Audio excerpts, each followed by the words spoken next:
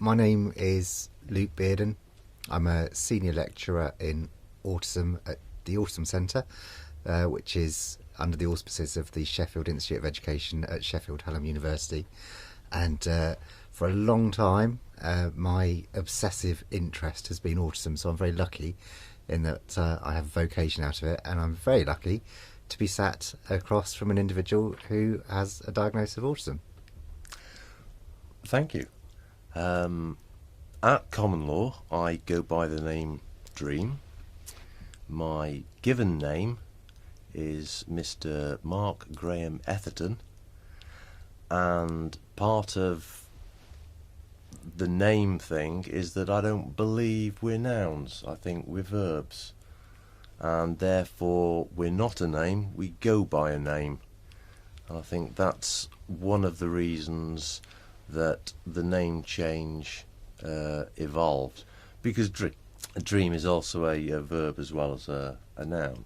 Very good. So that is part of the name thing. The actual notice I served was to differentiate between the given name, legal name, chosen name, and I did define in that notice that my sole role was that of philosopher, truth seeker and questioner.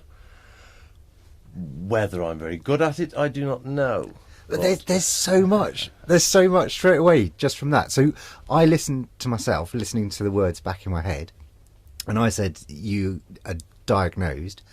And I can't believe I said that, because I hate that term, because it's very medical and it's all sorts of negative connotations. And I much prefer the term identification, so one might be identified as autistic.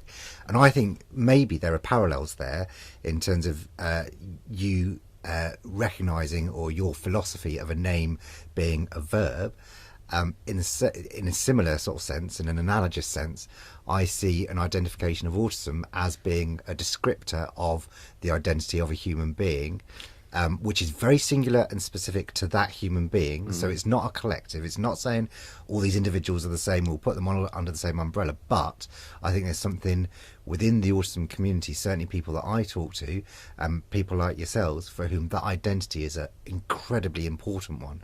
So do you see sort of similar parallels in terms of your understanding of your philosophical understanding of your name, and then maybe your philosophical or conceptual understanding of an identification of autism? That's a very complicated question. The identification of the autism, it was because, and I do use the word diagnosis because it is medical, and part of my realisation when I lost my job and got obsessed with language and law was that legislation was actually legalese. It wasn't English, in the same way that medical words don't have the same meaning as they do in the common parlance. So as a descriptor, I use medical language. But with what you were saying about everyone being unique and individual, that was one of the profound things that I gained from you, which to me was very much like a Jedi mind trick after a couple of years of being told, yes, it's autistic spectrum disorder, to suddenly have you going, there is no spectrum, the spectrum is not a spectrum. And it didn't take very long for me to understand what you'd meant by that, in the sense of there is no one autistic behaviour that you can say, oh right, well if you do that, you're autistic. There's not even an umbrella of behaviours. That said, I do resonate with quite a lot of the tendencies which it appears autistic people perhaps demonstrate more. It doesn't mean that the predominantly neurotypicals don't do it, but it's like, say, a train spotter. If that's all he does, then he's a train spotter. It doesn't make him autistic. And as you pointed out, that if it's neurological, it is you are or you're not. But I did come to see that as very much like a spectrum within a spectrum. The human species every single one of us is unique. Absolutely. Identical twins are in a different position in space, and therefore their perspectives are different. And I think that's one of the things that's been forgotten of why we are equal value. I agree. Yeah, I sometimes people may be critical of work that I do or what I say at conferences. So you alluded to things that I'd said at autism conferences that you've attended to, and say, well, there is maybe this tension between really pushing the nature of heterogeneity and individuality, and at the same time grouping people together and saying, right, you're autistic, okay? And I think, well, actually, there doesn't necessarily need to be that tension if at the conceptual level one understands levels. So I think, okay, on one level, we are all inhabitants of the world, and we share the world with dolphins and sloths and killer whales. So we are all under the same umbrella. Hang on though, am I a killer whale? No. Am I a sloth? Well, it depends on who you talk to. But I think I could distinguish myself by saying I am a human being, and I would classify under this set of criteria, which is perfectly valid, that this is a fish. In the same way that I am a man of a certain age, that sets me aside from a man of a different age, or a woman of the same age, and so on and so forth. And as you bring those layers down, at some point, I think there is an absolutely natural and appropriate classification of this brain is an autistic brain. This brain is not. And I think that's actually very, very useful in terms of individuals understanding themselves, because if one regards autism as a minority group, which statistically it is, and we also recognise that there are still vast numbers of individuals who have not been identified as autistic, which statistically we know is the case, what happens to those folk? And actually, I'm talking about the man that's sat in front of me. So we're talking about you 20 years ago when you were a human being who didn't know you were autistic. So what's that journey like to go from being a human being on this planet in a minority group without actually knowing to becoming somebody who actually recognises who you are? I have known since I was a kid I was in the minority. Always. I knew that I didn't think like other people, I just didn't know why. I thought that I thought like them, but, whatever events were occurring made me realise, I'm obviously misunderstanding something or other. So, from childhood, bullied a lot and, I hated school, absolutely hated it. Wasn't smart or intelligent enough to do Latin, even though I'd found the linguistics class we did for a year fascinating. But because I got 10% in French, because I hate the French, don't hate the French, I apologise, but because I'd got this stereotypical image impressed upon me from my father of, it's the French, then I didn't put any effort into it. I didn't see French as an interesting language. Everything seemed to come from Greek and Latin. So why do I care about French? And it was just a case of, oh no, can't do that. So I didn't. I ended up doing 2 Englishes, religious education and commerce. And I found it fascinating. And going out into the world after college, I failed a Beck National Business course in which I'd studied the law of contract and lots of other interesting things like marketing, and came out of that failing because my numbers, I couldn't do numeracy and accounts. Then finding out what the real world's like, going into the Department of Work and Pensions in Crewe 20 years ago and having a guy behind glass screaming at me, "Sit down," when I was in tears. And it's like, what's this? And my dad just said, well, I used to be a printer, so we can set up a printing business. Took me in. I was there 23 years in a lovely little cotton wool existence in my room, doing artwork, printing and stuff. Very little interaction with people. And then after my mother finally closed the business in 2008, So 2009 onwards, suddenly I'm back in the real world and could not cope. So I think that resonates so much with me in terms of the stories that I'm told by so many individuals. And then you look at the research, and people like Tony Atwood saying, oh, if you want a cure for autism, take your person with autism and put them somewhere safe and leave them on their own and close the door. Have they got any problems? No. There aren't any communication problems because there's nobody there to communicate with. Are there any social problems? No, because the person's on their own. Are there executive functioning problems? No, the person's quite happy playing on their PlayStation or their Xbox. Is autism a problem? No. So therefore, it's a cure, in inverted commas. And what you just explained is almost like a mini version of that, is major problems, and I'm making the assumptions that they were somehow related to being in that minority group. So you can elucidate on that, because I may be wrong. But then all of a sudden, setting up an environment, an employment environment, which is, I'm guessing, very autism friendly, all of a sudden those problems disappear. You've got the same brain, you are still autistic, but you've gone from one environment where there are huge numbers of problems to all of a sudden this might even work to your advantage. And because I was employed by my parents, if I woke up one morning and went, I can't handle it today, if there's an emergency, call me, but otherwise I ain't leaving the house. It's my parents, and they're like, yeah, okay. So and a normal business wouldn't tolerate that sort of behaviour. But like, I was first diagnosed with depression, and I don't think that was a wrong diagnosis. I just think I've always been in the wrong environment.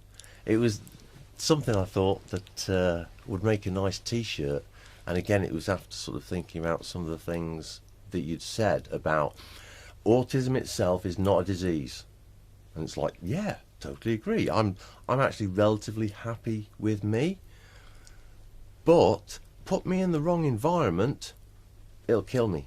I'm not that attached to life at the best of times, but whatever you do, don't try and make things worse than they are. And I think that in that sort of respect, now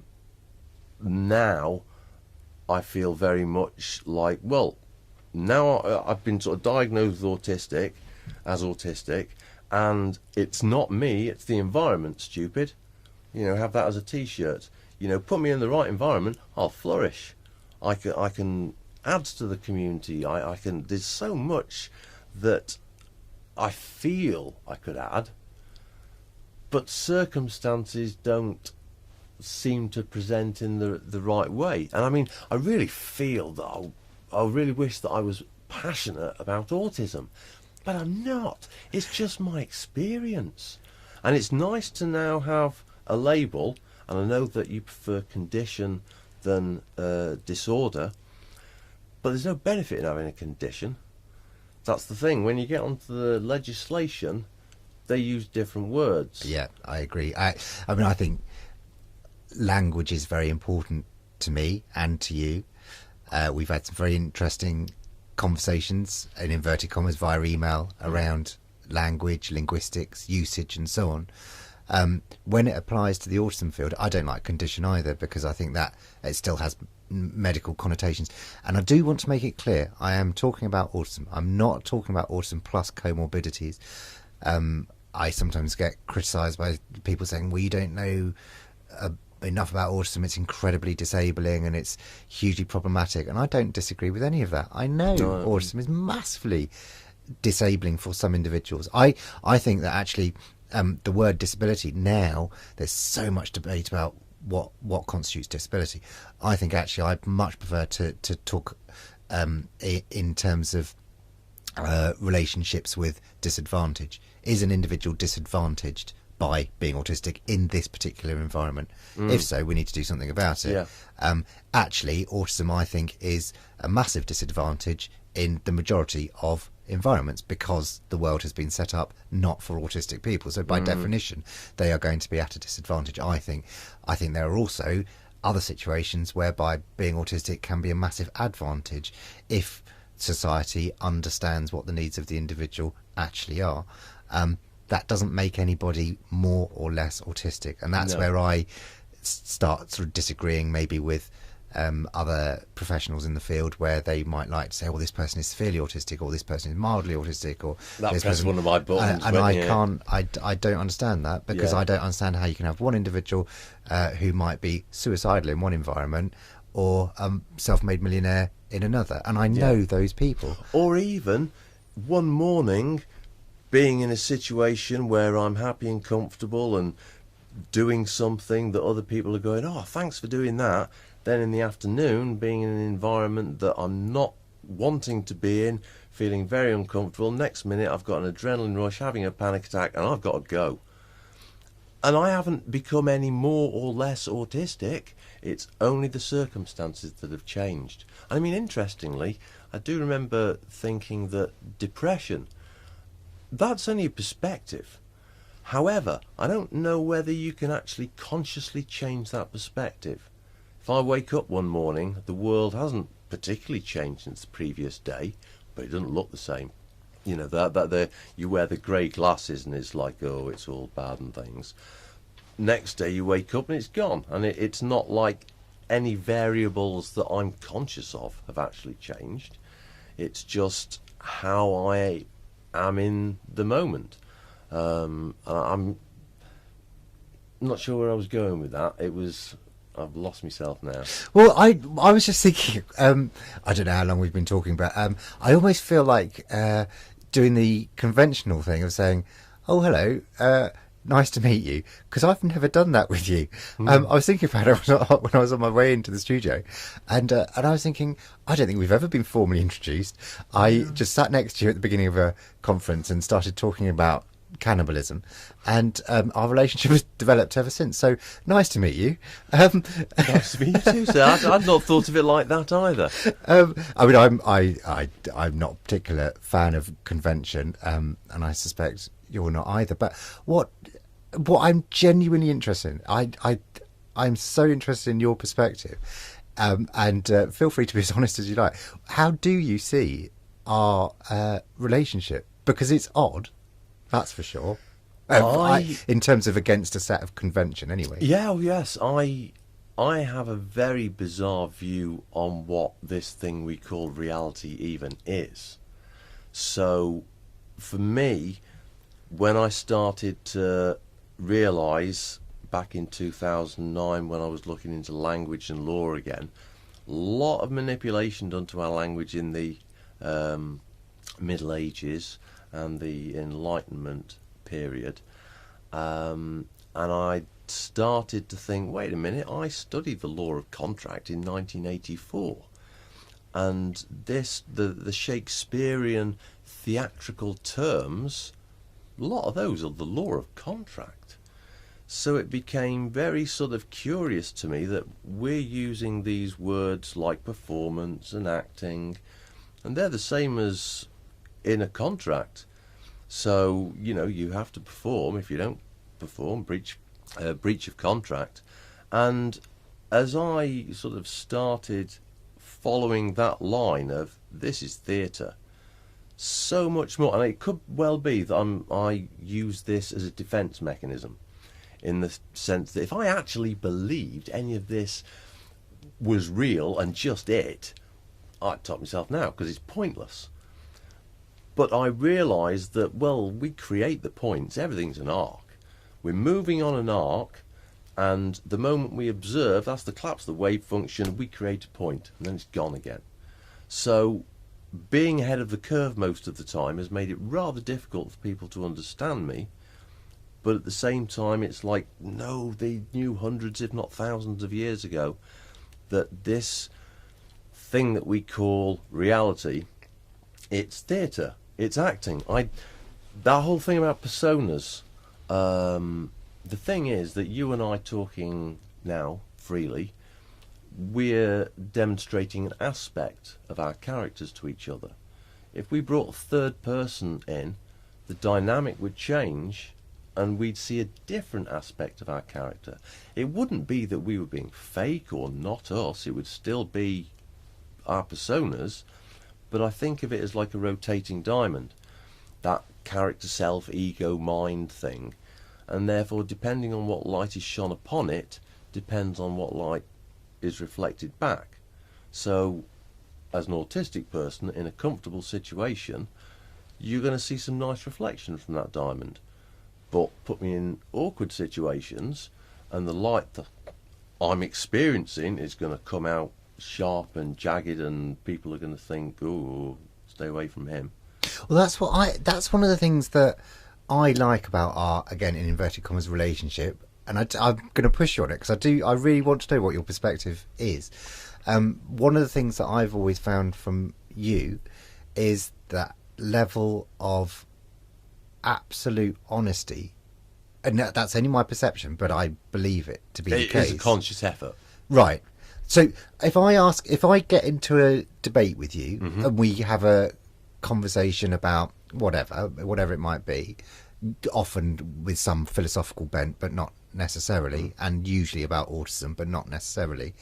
The level of honesty and rationale to me is very refreshing, because I think that's often lacking within social spheres in terms of ordinary day-to-day conversations, which I try and avoid. Whereas with you, I don't have to avoid that, because there's always a clear point.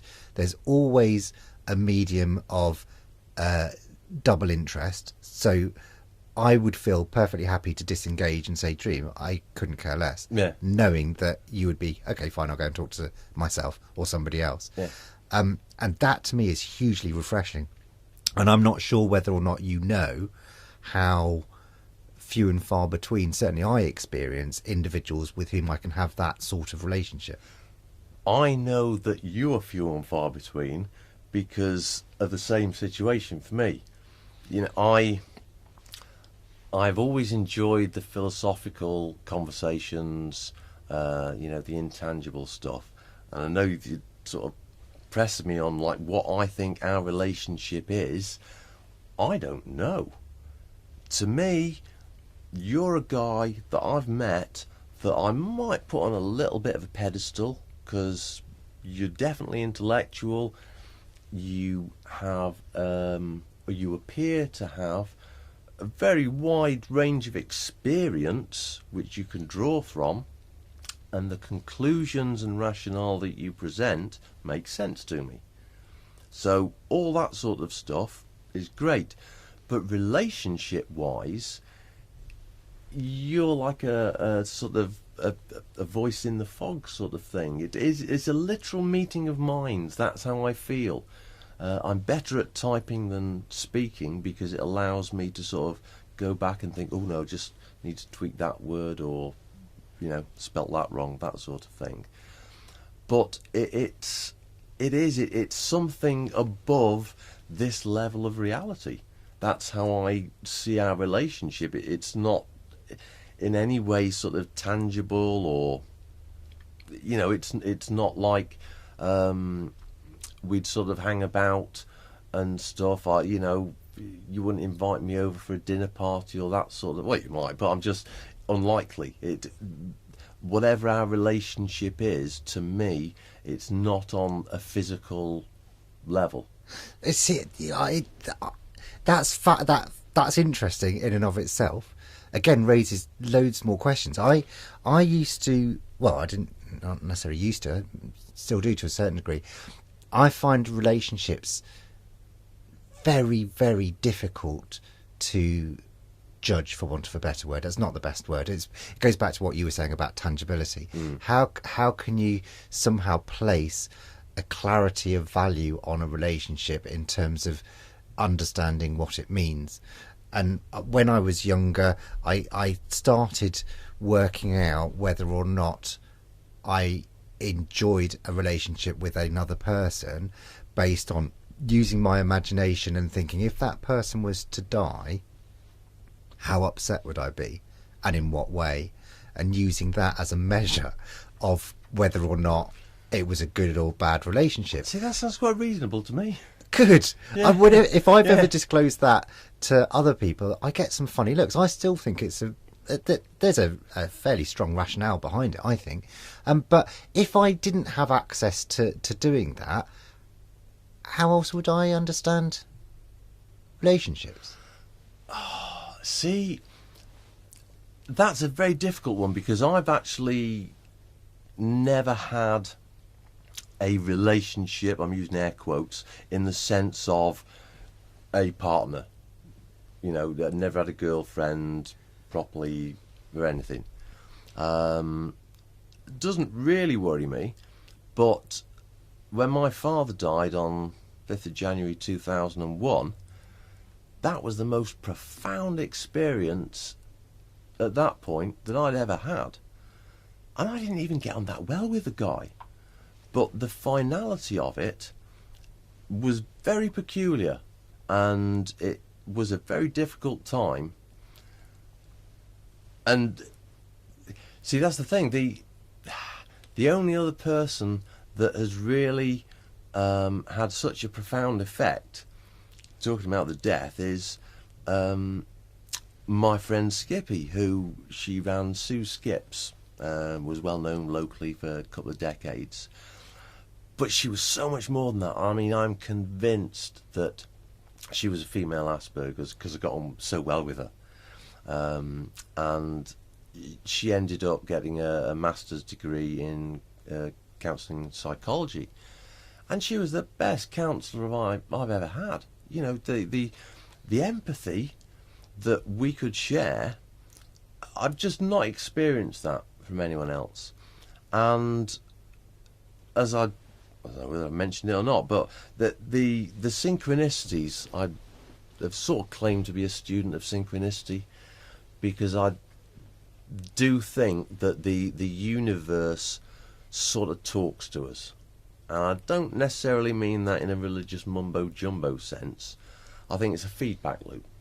I think that that's what makes us unique and special and individual, is that our experience goes into this thing we call the universe, and that's where it is, you know, like a drop from the ocean. We come out, exists by itself, then goes back in, part of the whole again. And my friend died, I got the phone call on my dad's birthday 10 days ago that she died the day before, on the 10th of June. And I just couldn't believe it. She's 50 years old. I've known her 12 years. I performed the common law ceremony to marry her and her husband 10 years ago in 2006. But then it turned out that her husband's dad had died the 5th of January, a few years after mine. And these sorts of things, obviously in a grieving process, you're trying to make sense of stuff. And I totally get this idea of confirmational bias, but just because you're not looking for something doesn't mean it's not there. And I noticed last year, and this is something that I don't think you could predict, I don't think you could call it coincidence, but it's definitely weird. At the age of 18, I, for about 3 years, was obsessed with a girl called Sue, who was a Libran. I then had a lodger called Sue, who was a Libran, and I got very obsessed with her. I then, for 20 years nearly, had a very profound friend called Sue, and she's like my unrequited love. I was always open and honest with her, but it's not what she wanted. But again, we resonated in some way. And then there was Skippy, who was a Sue, who was a Libran. I thought, wait a minute, over from 18 to like 48, there's like at least 4 that I can think of that have been Librans called Sue. And I have not been looking for Librans called Sue. You know, they're not even the same in many ways, but there's obviously been some sort of pattern there, because it's like, you know, there is, isn't there? I'm a prolific reader and big fan of author called Jasper Fforde, who wrote a series about a literary detective called Thursday Next. And she has an uncle who's very bright, who states in one of the books the biggest coincidence of all would be if there were no coincidences at all, which I think is absolutely brilliant. I'm not necessarily dismissing your ideas as pure coincidence or just coincidences. I just thought I'd raise that because I just think it's a fantastic quotation. I'm really trying to wrap my... Is that like there are no absolutes? Absolutely. Yes. Right, Linguistically similar. Right. Not conceptually similar, I don't think. The other thing that I would have to say, I was going to say not that I'm obsessed with autism, but that would be clearly untrue. In fact, I'll turn it around because I am obsessed with autism. But one of the things that struck me, and you've alluded to it very specifically in one sense and then alluded to it indirectly in another, is that concept of empathic understanding of minds. Because some people out there in the ether would say, oh no, if you're autistic, you're not allowed to have empathy, which I've never, ever agreed with, as you know. I also think sometimes people confuse empathy and sympathy and think that they're somehow the same thing as opposed to completely disparate. But you very clearly said you have clear empathic understanding of other people. Would you say that is exclusively with other autistic individuals? I don't know, because it's not that it happens that often, but when it does, I feel their pain. That hurts me, and I don't like that. And that's why I heard the intense world theory, I think it was called, which was more that it's not that we don't empathise, it's that we can over-empathise. And if we start feeling other people's pain, that's not fair. That hurts. I don't want that. And I have had big arguments about the sympathy and empathy, and they are now teaching it wrong in university, I'm afraid to say. They are teaching that empathy is being with someone and helping them with whatever. And I said, no, that's sympathy you're talking about. Empathy is experiencing what they experience. Just look at the goddamn words. It's not that. No.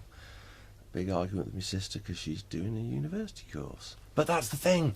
Avoid the books. Oh, beware the books. There is a danger, I think, in taking other people's learning, their experiences perhaps, and taking them on board as your own. That's when people start believing stuff. And I think that I probably mentioned before, because it's an ideal I do try to live to, but it's a generalisation, so it's not true. But trust no one, believe nothing, deny everything.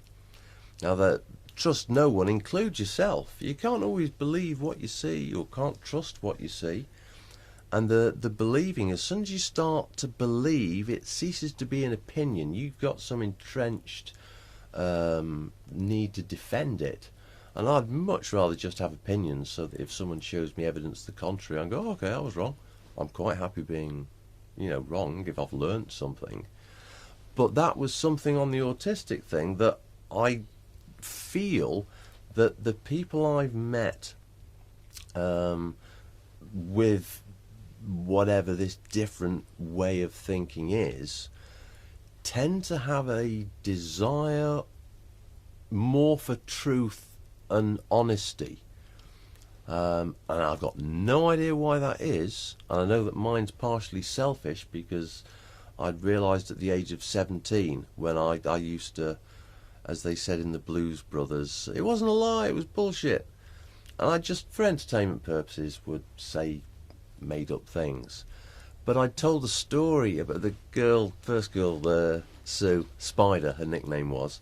I'd painted a spider on the bonnet of my red Ford Escort. And I told a story about losing the back end, getting stopped by the police outside the library, a copper getting out and going, what's this, a crab? And I realised I've got memories of this event in my head, and I know it never happened.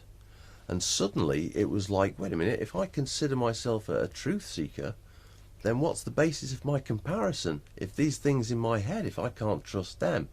So that at the age of 17, which felt quite profound realisation at the time, is that I should at least attempt to be as open and honest as possible, just for my benefit. So I'm not creating these false memories that are then going to be a comparison for something else.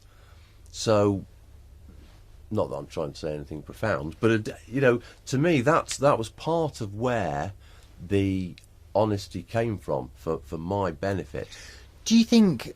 Because I absolutely agree. I meet lots of individuals who are on the autism spectrum. That's in terms of the common parlance, they are autistic.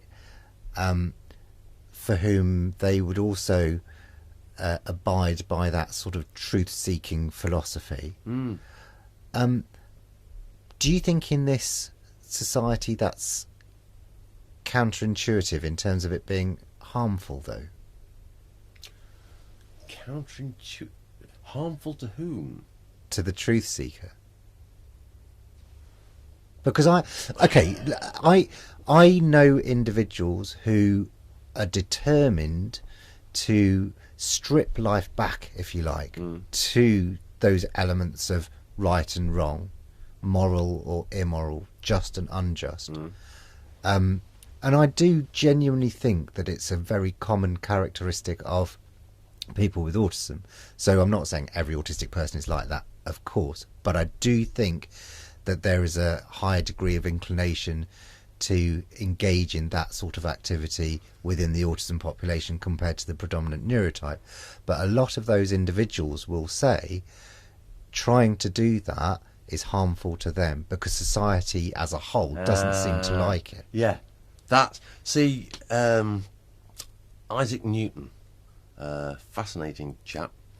He wrote more than 1 million words on alchemy, far more than on any other topic. And he gave a talk at the Royal Institute and said there are 3 rules to science: simplify, simplify, simplify. And because of my lack of sort of understanding of what was this world and how it functioned and all that sort of thing, I went down that sort of truth-seeking path. And again, it was only in the last few years I realised the majority of people don't care about truth. They're not interested. And it makes no sense to me at all. But they're not. They've got to keep a roof over their head, they've got food, they've got the kids, and it's like, yeah, but that's not important. It's like we weren't given a rule book when we were born, and it's a constant battle for me to try and work out, especially when it turns out I'm wrong most of the time. It's like, well, I thought that, and it's not what they meant. And now, again, I can see more that, it's me, I've misunderstood that. But to find out that people are not interested in truth, and I'm not using the qualifier the truth, because we all have our own truth, and this is why numbers are interesting. It's because there's very little interpretation until you get into the really weird stuff. But in general, you've got plus, minus, times, divide, and 9 digits. And that's with those you can do an awful lot. But then it gets a bit weird when you start bringing in letters and things like that. I sort of struggle with it. But it's the simplification that I'm looking for to try and understand. And I may well oversimplify, but at least the model in my head makes sense. So my life is spent trying to redefine the model to make more and more sense of what I think is going on, if that makes sense. Makes perfect sense to me. Sorry, was I supposed to be answering a question? Am I still avoiding something? No, I don't know. I'm just interested sitting here listening to you, to be honest. No, have you not answered something that I wanted to know the answer? No, I think you've answered. No, well, yes. there is there. Oh no, put it this way: there has been an answer. I'm sure there's. That doesn't necessarily mean it's the end of the debate. Oh no, the debating thing. That was something that you mentioned a number of times about this sort of liking things linked with 3. Yes. And you'd mentioned 9, with 3 threes. Yep. Can I just interject at this point and point out that I am utterly delighted. I cannot tell you how overwhelmingly fuzzy I feel about the fact that we are doing this chat on 2106-2016, which is just simply gorgeous. 2 dates, both are adding up to 9. It's just fantastic. Sorry, carry on. No, that's the thing. The whole numbers thing. They used to just call it sort of like numerology, when you start adding numbers together and things. I think the Hebrew, they call it geometria.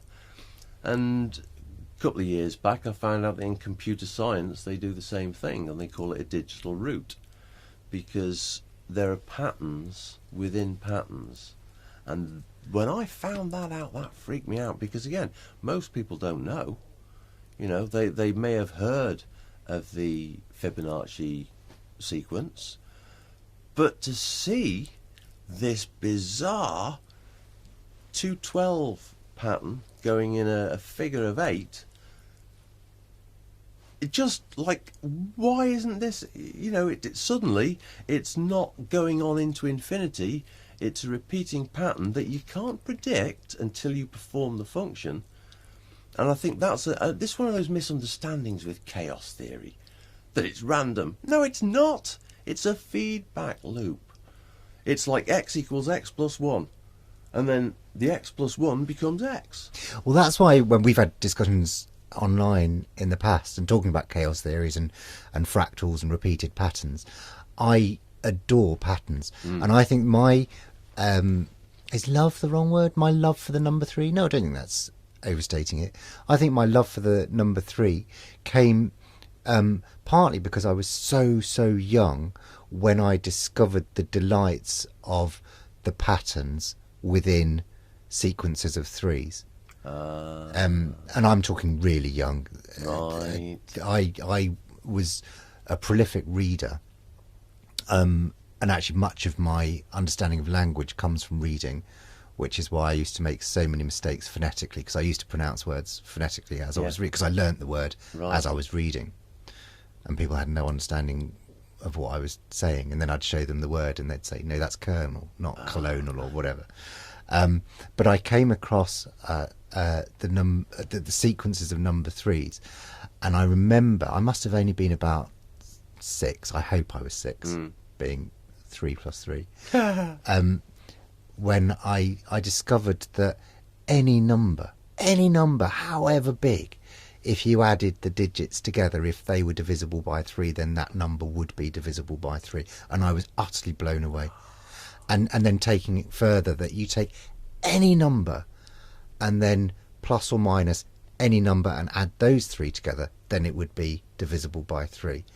And the fact that, you know, 3 cubed ends up as 27, which you add those together is 9, which is 3 squared, and so on and so forth. And I remember just being delighted in a very childish way that's never gone away.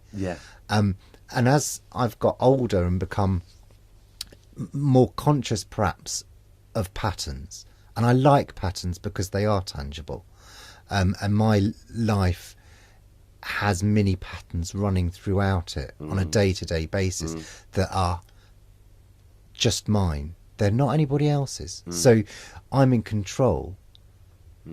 So the last 2 words of that sentence, in control, add up, in terms of syllables, add up to 3.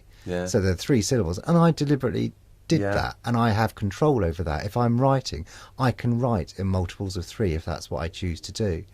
And when life is chaotic, I rely on those sequences and those patterns more, and I can, because they're there. And I find that absolutely delightful. I genuinely do. The word myriad, for example, is 3 syllables and 6 letters long, which is gorgeous, because the meaning of the word myriad obviously is also connected to numbers, or it's numerical to a certain degree, and that sort of mini pattern in and of itself absolutely delights me. That is lovely to hear, because I'm understanding now that it's the pleasure that you get from it, as opposed to any sort of esoteric understanding of what it means. No. I've done all sorts of research in terms of what it means from a religious perspective, from going back to interesting. Actually, the number 3, there are very, very clear connotations in terms of what it means to various different cultures and various different societies. I don't buy into any of it. I just like the number 3. There you go. Right. I suppose taking it more deeply, there is something also that I love, because I like the sort of juxtaposition of maybe familiarity with unfamiliarity, or tangibility with intangibility, because I think that's a real clear reflection of the way that the world is. So on the one hand, I've got this very, very secure feeling around the number 3, but it's also an odd number. And it's a spiky number, and actually things are done in pairs, not in triplets, and things like that. So it's not always, but you understand what I mean. It's like we're having a conversation. You alluded to it earlier. You can have 2 people talking in a conversation. The third one comes in, and all of a sudden it's a very different dynamic. You know, and all of those sorts of things. And sometimes the number 3 is not seen as a positive thing, and I think that's absolutely fine. It clearly isn't brilliant and wonderful, but I've got my cosy little version of it. But it can be a very, very, very different version to somebody else, and I think that's brilliant as well, because that's a reflection of life. You know, one person's love might be somebody else's hate, or you know, on a bigger scheme, you know, politically, you have 2 people who are arch rivals politically, who are married, or whatever. And I kind of like that about the world in which we live as well. Yeah, it's interesting that you'd sort of bring up the duality. Yes. Because duality is very easy for people to see. However, I think most people don't realise that any duality is actually a trinity. Because you can't have black and white without a conditional boundary. And that invisible conditional boundary, well, that gives you a holy trinity. Because I did a silly... I got into nonsense rhymes a few months back. I rediscovered the Principia Discordia, that made-up religion in the 50s or 60s that's based on Taoism, and to me it's got more truth in it than any of the religions that I've looked into. It is so profound.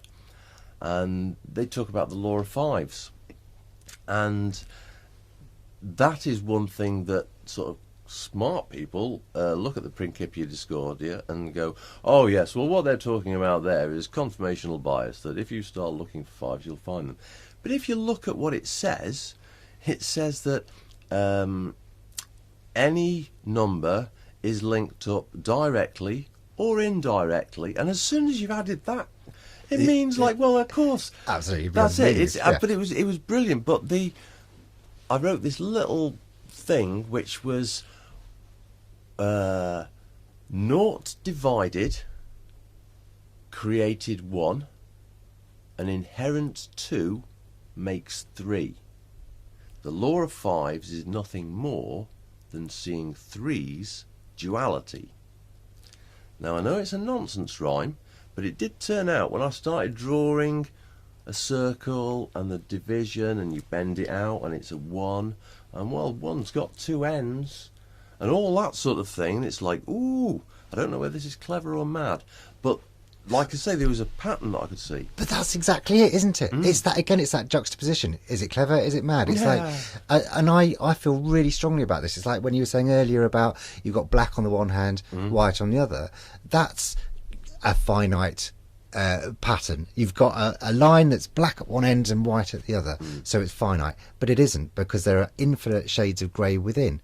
So you've got, we've spoken about this before, but it's those absolutely fascinating, some people might regard as paradoxical concepts of infinite within a finite, which logically sounds like it shouldn't be the case, but actually you turn it around and say, well, it has to be the case. Yes. And I love that as well. I love that in the autism field, that, you know, one of the things that I try and get people to understand is that the end of that sentence, you can't be autistic because, and, you know, then list all of the things that people have come up with, or, you know, you can't be autistic because of X, Y and Z, or people with autism can't. That's another one. People with autism can't ... And I think, well, what end to that sentence is applicable to all autistic people. Yeah. And the only end to that sentence that I've ever thought of, and maybe people will start emailing me with other ends, which would be great, I'd love to know.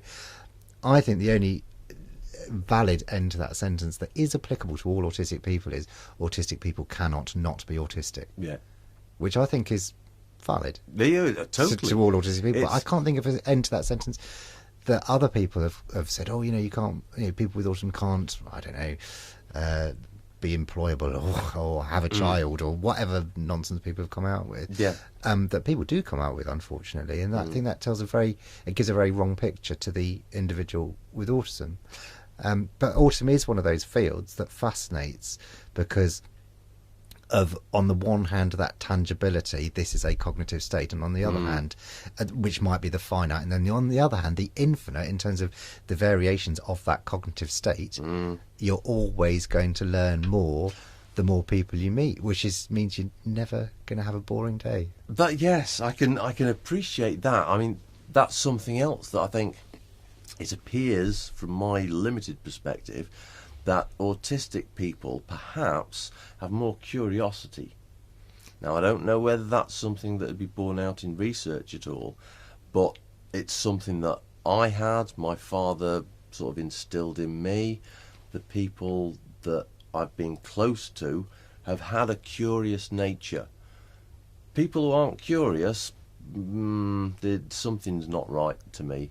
Well, I one of the things I like about you is the fact that you think without influence, if that makes sense. And I maybe that's the same as what you're saying, maybe it's not, I don't know. And I think it's very unfair in a way to almost discredit people who aren't autistic,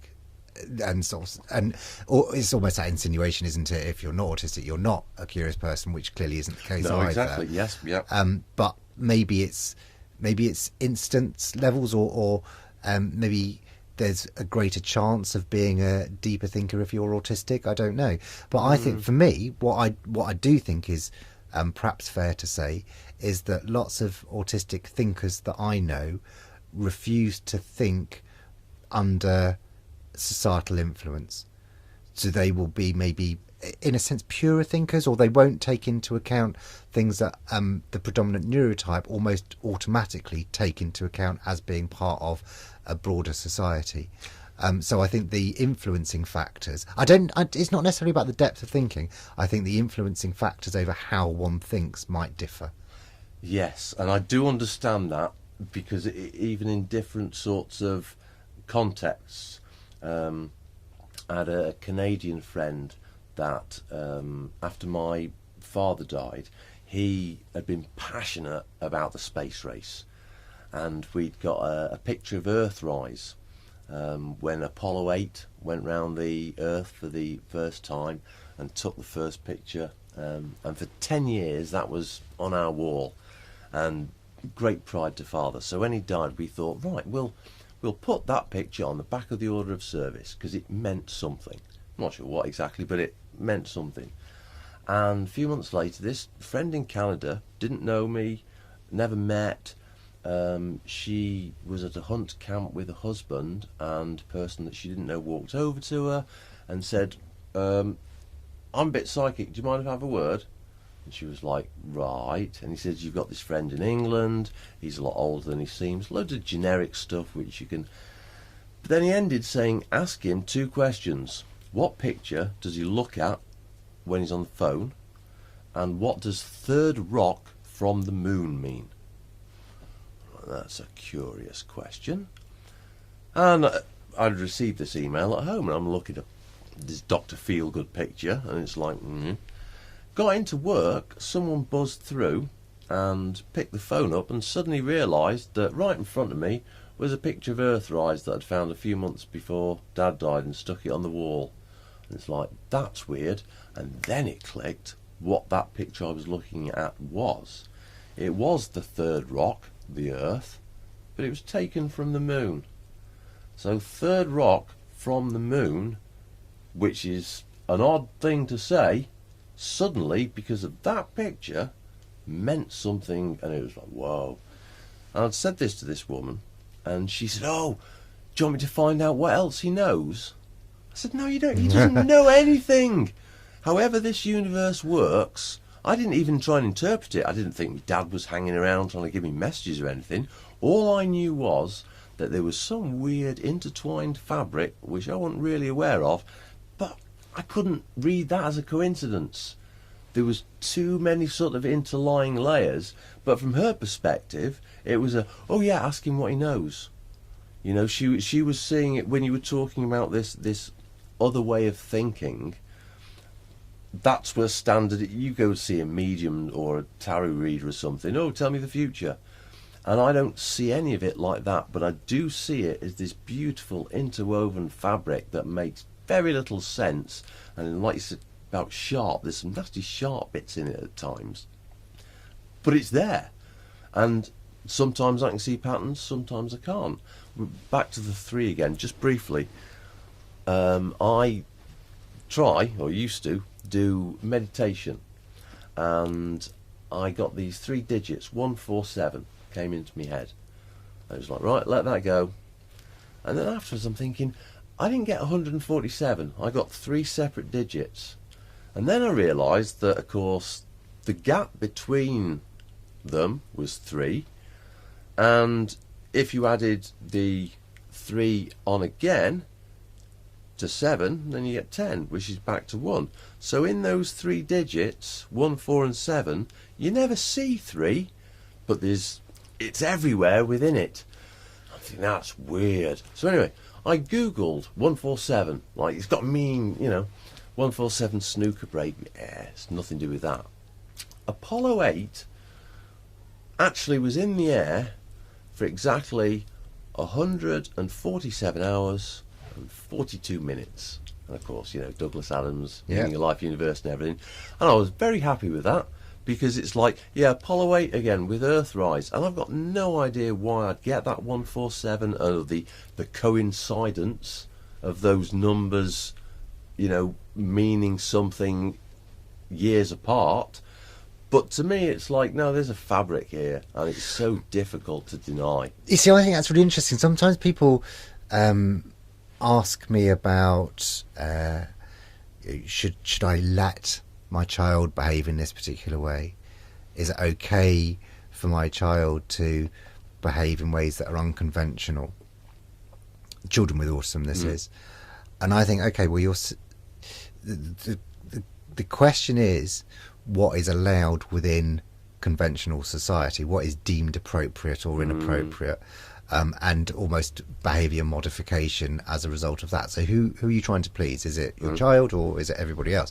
But all of those sorts of debates aside, I think what you're actually seeing is a physical manifestation of what I was referring to earlier as neurological. So I might have mental patterns that nobody sees because they're in my brain, and I'm not counting out loud. I gave that up last year.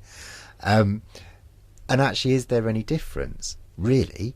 And also, how, I don't know who else is doing it.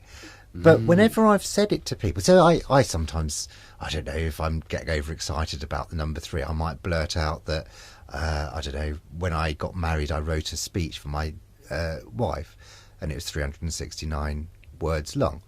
And then I might say, and people think I'm joking, but I'm not, how difficult it was to find a venue that actually landed on a date that was divisible by 3, which took a long time, but I managed it. But it's not that if those things couldn't have happened, it would have been a disaster. It's the fact that they did happen, which is so utterly delightful. Yes. Delightful, yes. 3 syllables. There you go. Yeah, see, that's the thing. You've taken this to a level that I have not managed to attain. But funnily enough, I'd said something similar to Scott. Like, I carry around 3 things in my left pocket. It's a Tai Chi 2 yin-yang symbol, a piece of rose quartz, and a rune win, meaning balance. Now, if I didn't bring them with me, it's not the end of the world, but I do feel comfortable. Yes. Just, it's... Now, I don't think that's quite the same as the anxiety that can be generated from the obsessive compulsive. No, absolutely. But at a behavioural level, it might manifest itself in exactly the same way. And I've certainly known individuals for whom that's been the case. Yeah. And that's concerning, maybe, if somebody's all of a sudden being deemed as that's negative and we need to stop that, when actually it's having the opposite effect internally for the individual. I don't know what the answer is, because I suppose it's almost impossible to discern at a behavioural level whether it's positive or negative. But I think that's one of the areas that we need to be aware of when we are only addressing things at a behavioural level, which I've always said I think is incorrect. That the behavioural level is one of the things that I find most difficult to sort of resolve how that could be changed, in the sense of, until there's a machine, the new MRI scanners appear to be doing some quite interesting neurological work, particularly with the feedback loop from the telling Scott on the journey over.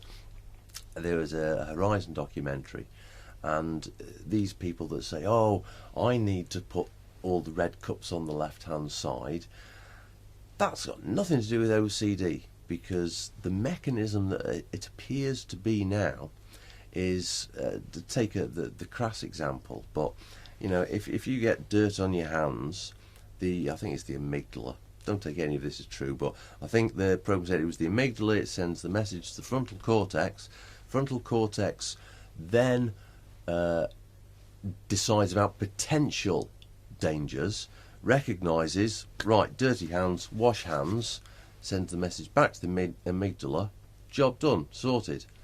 In most people, that's it. In people with OCD, amygdala goes, psst, are you sure? And that's, oh no, I best do it again. And that suddenly, it's like, oh my God, you can see the pretty colours on the screen, and I understand that feeling, because that is something that I experience, not with hand washing, but it's that feedback loop of like, yeah, but perhaps I should just do it again, just to be on the safe side. And it's like, oh, that's what's generating the anxiety. Yeah. And the problem with the behavioural thing is that ideally, you'd need to find what each individual person is interested in or feels safe boundaries or whatever, and give them that to encourage them. But then if you're doing it for autistic people, you really should be doing it for everyone. It's interesting, isn't it? Because that almost brings us full circle around masking and persona and in a sense what we were discussing earlier, relationships. For me, one of the lovely things about talking to you is there isn't any sense of, no, I need to hide that, I shouldn't be saying that. That's those barriers that you have at work or at that dinner party that you mentioned, they're not there. And I think, and I'm sure there are loads of people in the world that I could talk to for whom I felt that was the case, but with you, I'm convinced that's part of the fact that partly due to the fact that you are autistic, and you do have that openness and that kind of that sense of connectivity. I certainly feel that sense of connectivity with you. So that masking almost isn't there. But it reminded me of a blog that I read the other day, and the irony of this blog. And it was beautifully written. It's written by a woman, and she's having a conversation with somebody. So she's recounting this in her blog, and the person is set to paraphrase. I won't. It's not verbatim, I'm afraid. But the person is saying, "Oh, I don't see any autism in you. You seem perfectly normal to me." And she's saying, "Well, have you thought about this? And have you thought about that? And have you thought about the other?" And he said, "Well, no, I haven't thought about any of those things. It's only because you're telling me that I know them, and I can't see you doing that." And she was saying, well, what you don't understand is that behind the scenes that there's all this activity, very common. People will know where I'm coming from. People on the spectrum will know where I'm coming from, I expect. So all of those things that you don't see going on behind the scenes.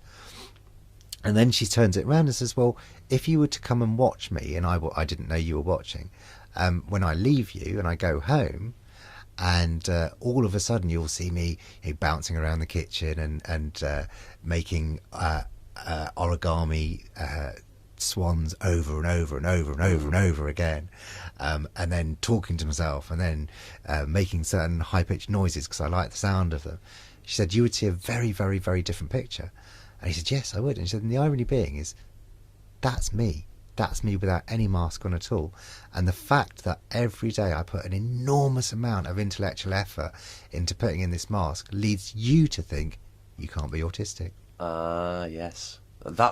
Yes, because I think that the part of, from my experience, an autistic trait, or whatever we want to call it, but I was a mimic as a child. Not always just verbally, but that whole mimicry thing, but taking it to more of an extreme than trying to fit in, I suppose.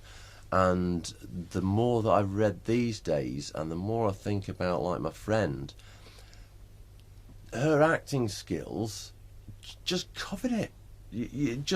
She could appear to be like the life and soul, but at the same time, inside, she felt alone. No, it was, but you couldn't tell.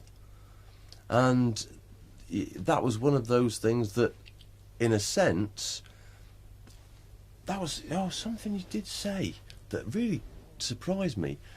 I think someone had asked you if they got a diagnosis for autism, should they tell people? And you said no. I'm thinking, I'm going around telling everybody. But I do see that under certain circumstances it's not going to be any benefit. Whereas for me, because it's suddenly given me a new model where I can look at my life and go, oh my God, that's why I did that. That makes sense now. Now I understand why I always had sort of girls who wanted to be friends, but that was, I was a little bit too odd for the social sort of thing. And I feel it's licensed to be me. Absolutely. I couldn't disagree with that license to be me philosophy. I think that's why I'm so pro identification and so pro supporting individuals to understand self.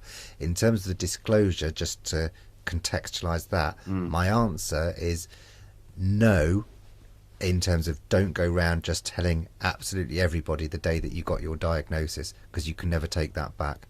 I think that telling people is a very, very important thing and can be massively beneficial. That doesn't mean to say telling absolutely everybody under the sun in the long term is always going to be the right decision. So I think that kind of, I really do need to think quite long and hard, and there's no hurry. Yeah. If you just sit on it for a week or a month, it's not a problem. Yeah. And there are plenty of individuals who have done almost what you've done, in a sense, in terms of saying, hello world, I'm autistic. And then a year down the line, sort of thinking, people are looking at me and thinking of me as a different person now. I don't like that. I'm the same person as I always was. So you stop looking at me in terms of that label, which is the downside. That isn't a problem with being autistic. That's a problem with other people's perception of what autism is. Yes. And until that can change somehow, at that paradigm shift in terms of the world's understanding of people with autism, then individuals will continually be at a disadvantage. So I think in certain circumstances it's massively, massively advantageous to say, look, it's confirmed. I've got this diagnosis, and that actually explains all sorts of things, and that can be liberating, I think. In terms of what people have fed back to me, I think it can be hugely beneficial for those close relationships, and most of all, I think it'd be hugely beneficial for the individual themselves in terms of developing a better understanding of their own kind of life, world and circumstances. But that's not the same as to say it's kind of a blanket, right, I'm just going to go around and tell everybody in one fell swoop. See, I mean, I don't feel like sort of like a flag-waving sort of, proud to be autistic sort of thing. It just, like I say, it's just my sort of experience. But with the diagnosis and feeling licensed to be me, I'm not quite sure how it all happened, but it was through Dr. Buchan and Axia ASD Limited that once I received the diagnosis, in those days the government were actually paying for more post-diagnostic sessions, and at some point over the next sort of year or two, I'm not even sure how, but Dr. Buchan had asked about helping with the website, and I said, look, I'm happy to, I'd like to help out. And then when it came to the point where they wanted to sort of reimburse me, it's like, sorry, can't do that. It's like, why? It's like, well, the way I try and live now is to gift my time freely without any sort of expectation of reward. And if the universe wants to keep me here, it must keep me here. So I'll accept gifts and donations from wherever, but I can't give you an invoice because I can't work, I can only play. And it's going to the third thing. And again, part of that is that when you get these things, the legislative bollocks through, and that's BOLLOX, which is a legal word meaning to throw into confusion. So when you get these bits of paperwork that you really have to read so carefully, and unless you've got a law dictionary next year, you don't know that may is not synonymous with must, and it says it is. But you end up reading at the bottom, if your circumstances change, you must inform us, otherwise you may be liable to prosecution. And because I spent 10 days virtually immobilised after a brown envelope came through from the council, because they were starting to, some law change or legislation changed, and they wanted money off me, and it's like, well, deduct it from source, I haven't got any. If you're going to give it to me through the DWP, and they say non-taxable income, and then you're saying council tax, well, that's a tax. And one of you is wrong, so get it off them, sort it with them. Not having anything to do with it. And it ended up, after 6 or 9 months, that they wouldn't concede, but they didn't take me to court. It was like a weird negotiation thing, and it turned out they just wanted that piece of paper. Severe mental impairment likely to be permanent. It's like, what? That's... And I told, at the time, it was the Dr. Mason who diagnosed me with ADHD. And his face dropped. He says, oh, we don't use words like that. I says, no, I know you don't. It's not medical. It's legal. And the reason they've used those words is because who wants to be labelled as severely mentally impaired, likely to be permanent? And that's all it is. But if you accept those words, well, you can live in a castle without paying council tax. So there is a benefit, but it does have no meaning no meaning medically at all. Your mention of Dr. Linda... Oh, sorry. I'm just going to get you to get a little bit closer. Oh, sorry. That's all right. That's fine. And just to let you know time-wise, because that clock is so... We've been wrong. banging on, haven't we? It's been a lot more than an hour.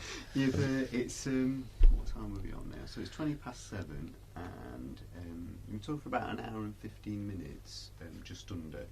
So, and I interrupted you just as you were about to start a point, Luke. So I'm really sorry if I That's all right. knocked you off your train of thought. But just a reminder, if there's anything else that you wanted to kind of say before finishing off, then that's good to have in mind. I think the only thing on the summary was, I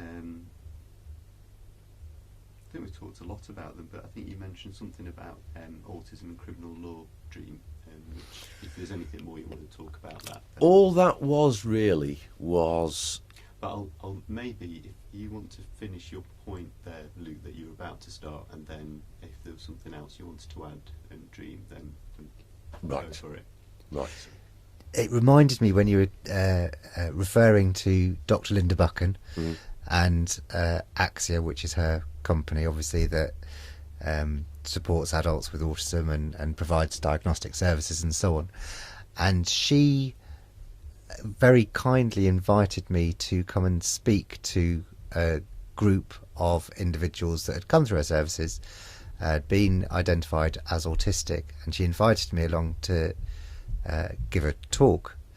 and you were there, obviously, Dream, and I felt so privileged to be in a room with 50 or so autistic adults, and I have to say, it's that sort of experience that I genuinely wish more so-called professionals or clinicians or whatever could experience, because what I learned in a relatively short space of time was astronomical in terms of the development of my understanding of autism. Which you would expect in a sense. If you think, well, every time you meet an autistic person, you're going to learn something from them, which I believe to be the case. Having 50 individuals all in a room, all chatting to you, and watching the dynamics and interplay, was a gorgeous, gorgeous experience. But you presumably have that every month? No, I see. This is part of the anxiety sort of part, is that I have to psych myself up for it. I'm prescribed medication as well, have the experience, and then the next day it's like, I think you used a similar sort of analogy about a gentleman whose wife had invited him to a party for 3 hours, and what she didn't understand was that it took him 2 weeks psyching up before and 2 weeks psyching up after just to get through a couple of hours. Yes. And it's very similar to that in many ways, because Axia have so graciously and kindly assisted me, taken me under their wing. I mean, I described it as falling into Axia's orbit.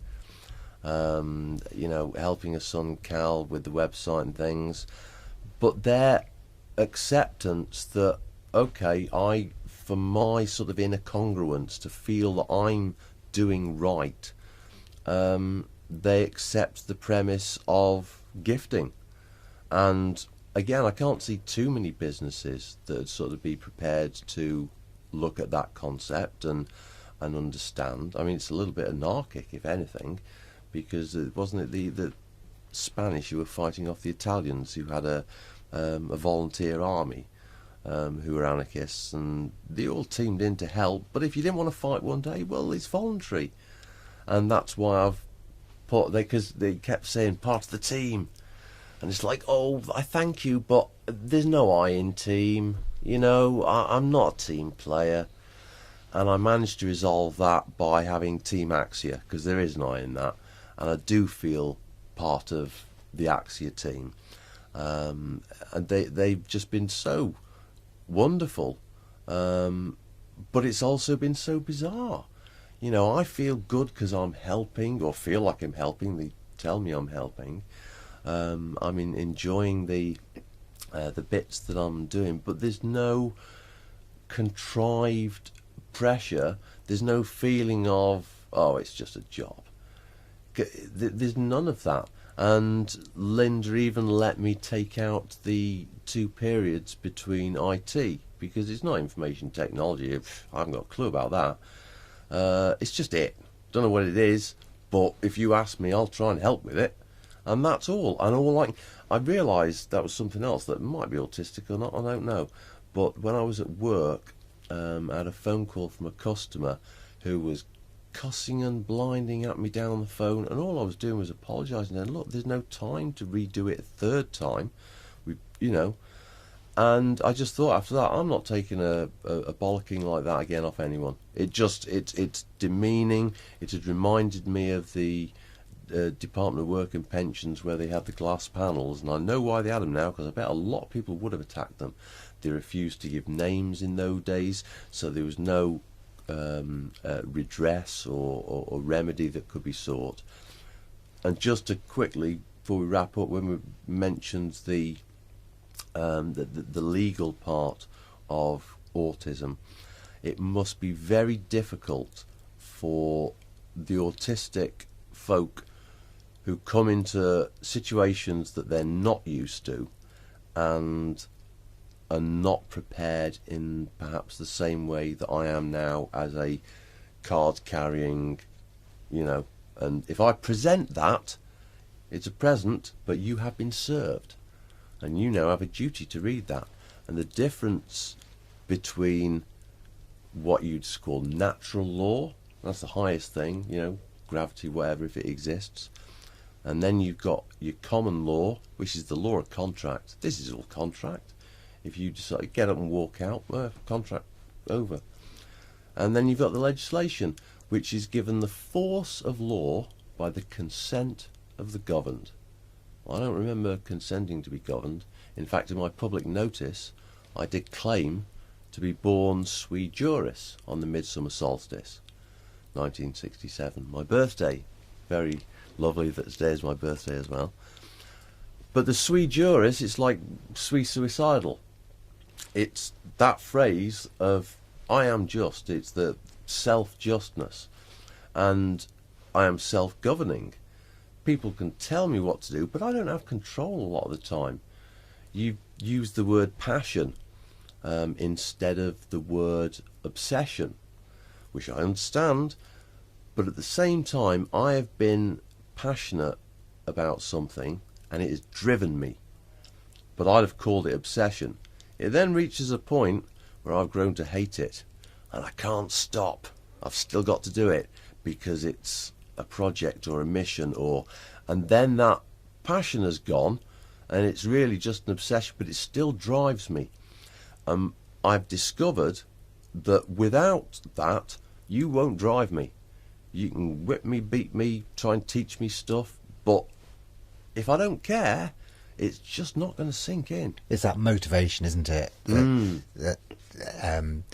It's very difficult to always motivate everybody, and I think lots of parents of children with autism often give me the message of it's very difficult, my child isn't interested in anything, they don't have any motivation, and you sort of think actually they do. It's just they might be interested in things that you don't necessarily want them to be interested in, or they're not motivated by the things that other children of a similar age might be interested in. Doesn't mean to say it's not there. And sometimes people will then say, it's age inappropriate and all of those sorts of things, and you sort of think, what does age mean? What does a peer group actually mean? 12 good men and true. Well, exactly. But I'm constantly amazed in education and within kind of the autism field. Really, lots of professionals will bang on about it's important to have a peer group, and I always question, say, what's a peer group for this child? Well, what do you mean by a peer group? And when you're within education, it's almost it seems to me anyway, to be almost entirely driven by age. And I always raise at these meetings and say, well, hands up, how many people here are married to somebody the same age, or that was in the same year group at school? How many of you all got friends who were in the same year group at school? Age isn't that important, surely. No. Why is it really important until you're 16 and then it's not important anymore?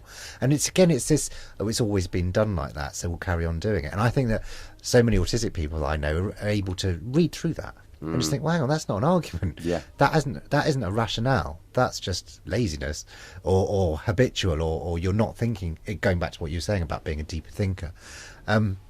But in relation to the criminal justice system, certainly the work that I did a few years ago, investigating people who had broken legislative law, who I wanted to ascertain whether or not they would be deemed as criminal, looking at the cases from an autism perspective as opposed to a purely behavioural perspective.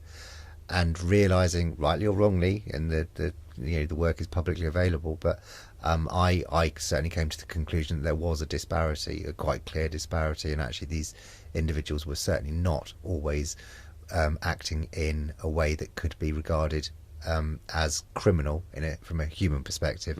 And actually there was a clear lack of linking mens rea and actus reus in criminal law terms, and actually these individuals were behaving as autistic individuals as opposed to malicious criminals, despite the fact that legislation had been broken. And that's where the real kind of problems arise within the criminal justice system. What you don't want to say is, I'm autistic, so that means it's an excuse to break the law, which of course it isn't in a million years. However, there are, in my view, crystal clear cases where an individual has broken the law as a direct result of being autistic. So what happens next? And that's a question that is yet to be answered. I wouldn't like to put too much of what I have come to model as accurate into practice. But I do, when you talk about criminal, has that person caused hurt, harm or loss? They're crimes. But as soon as you talk about, well, he was driving 40 mile an hour in a 30, that's an offence. Yeah, so? Did I kill anyone? No, but you could have done. Yeah, but I didn't. And it's predictive. And all offences, they're all predictive and they're all for tax purposes. They're just take your money. Whereas if you commit a crime, you caused hurt, harm or loss or acted mischievously in your business affairs, and someone can say, hey, I'm making a claim against you. That's a crime. You need great remedy. You know. Now, I understand that. I wouldn't like to put it into practice, but I know I'm not a criminal. I might do things that breach legislation, but my notice of understanding intent and claim of right, according to some book from 1951 that was written by a magistrate, that creates lawful excuse. And that's Trump's legislation. Lawful excuse. Couldn't kill someone because that's a crime. But if I commit an offence, well, that's not against the law. It's a minefield at the very least, but it's also a minefield within which I think, purely from an academic perspective, there is plenty of research that still needs to be done. And at the moment, I'm less than convinced that people with autism are as protected as they should be. I'm just conscious of time, guys. Yes. And I just realised... I'm getting knackered anyway. We're coming up to nearly an hour and a half, but I just wanted to check, Dream, there was this question about, is it possible, because that Luke might know you better. Oh, yes. I just thought that might be one to end with, if that still feels relevant. Well, yeah, there's something that came as a sort of a thought of a fear. I am very much against profiling and, you know, the monitoring of everything so that they can select what adverts to show us or offer us tickets and things that will be useful. And it suddenly dawned on me that with perhaps yours or someone else's in your field, with the amount of research that has been done, could it be that I am predictable in a way that I am not aware of, but as someone who has studied a large number of autistic people, predictions could be made about my behaviour, which is a deep concern to me, but it's a possibility. And I just wonder what your thoughts were as to a potential of, I mean, I accept we're all individuals, but if you can say, well, under those circumstances, I think you'd be more likely to do that.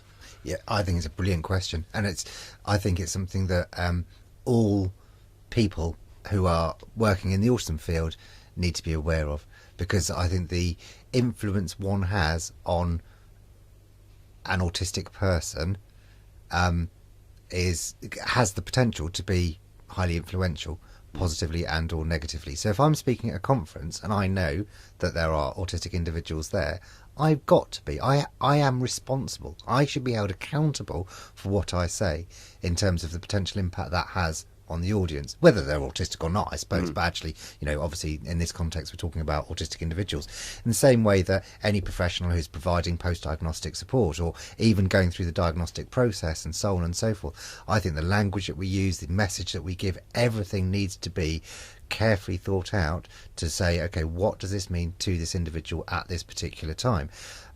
So say, I think, for example, the fact that you need to go through what is deemed a medicalised process for identification gives the wrong impression to individuals, because I think that subliminally or more, even more maybe overtly, says to the individual, there's something wrong with you. Whereas I think actually what people are trying to understand is, am I autistic? And they're two very, very different things in my view. So again, I'm not dismissing the myriad, there you go, I'm not dismissing the myriad of difficulties that an individual might face. What I am saying is, to go through a diagnostic assessment and then reading a report that's all about you're rubbish at this, you're no good at that, you are impaired in this, and so we are going to rubber stamp you as a disordered human being. I don't think that's fair, and I don't think it's correct. I don't think it's right either. But that's the model that we've got at the moment, and the social model is developing. But going back to your original question, having a lot of experience of working with people with autism and having a good knowledge of what autism actually is sometimes means that when you meet an adult particularly who has had a late diagnosis, sometimes I am in the position where I might be chatting, just informally chatting to somebody that I've met over coffee, and say, oh, are you the sort of person that does this? And the person says, how did you know that? I wasn't even aware that I did that until just now. But all of a sudden, you're telling me stuff about me that I didn't know. But you're right, and you've only just met me, and that's really scary. And can I run away now, please? And I think, oh, actually, yeah, I need to be much, much more. Those things have happened in the long, distant past. And I thought, actually, no, this person's only begun their journey of understanding autism. Whereas I've been embedded for the last 25, 30 years thinking about nothing else. And I've sometimes been guilty of thinking, well, you've got a diagnosis now, or you want to know everything there is that I know about autism. And that's not the case. Not always the case. No, and sometimes people actually find it quite scary and think, oh, actually, I might distance myself from you now because, what gives you the right to be inside my brain more than I am? And I accept that. And I think actually thinking very deeply about that is very important. But what it all comes down to for me, absolutely 100%, is that knowledge and understanding of self. If we as a society are not affording individuals the right to know that they are autistic and subsequently know what that actually means for them, then we will continue living in a society whereby unidentified autistic people will not have as good an understanding of self as otherwise they might be. And I'm not saying we've got to drag people kicking and screaming to assessment centres. They might not want to know and whatever, and that's perfectly fine. But there are lots of individuals who desperately want to understand themselves. People like you were saying earlier about knowing you didn't fit in. Having the knowledge as to why you don't fit in can be so liberating. It's that epiphanistic moment that so many adults with autism will say, all of a sudden everything makes sense, all of a sudden things fell into place. There's a guy in Sheffield who's written a book, and I remember having a chat with him, he was mystified. He said, Luke, it's something I really don't understand. I went to a parent group and they were all telling me that when their child got diagnosed with autism, their life turned upside down. And he said, when I got my diagnosis, it turned my life the right way up. And I thought, that's a gorgeous way of putting it. And you're absolutely spot on, PJ. Yeah. It didn't happen instantly for me. It's still a process. But the diagnosis itself was definitely positive. And as I say, the license to be me is also that the self-understanding, like to thine own self be true. Well, how can you be true to yourself if you don't know what the self is? Yeah. So like you say, that is very beneficial for me, knowing it, but it has been a process because it does keep changing. Yeah. And I do think that's something that I think is not covered at all because everyone's so worried about the kids, but I think it gets worse as you get older. And that could just be my experience. And even though things are sort of better now, because I feel more true to myself and things, but it's like it's getting harder to interact in life because it's like you can't teach an old dog new tricks. It's also that I'm not interested in learning new tricks and new people. God, it's so much effort, and I put so much effort into life up to this point.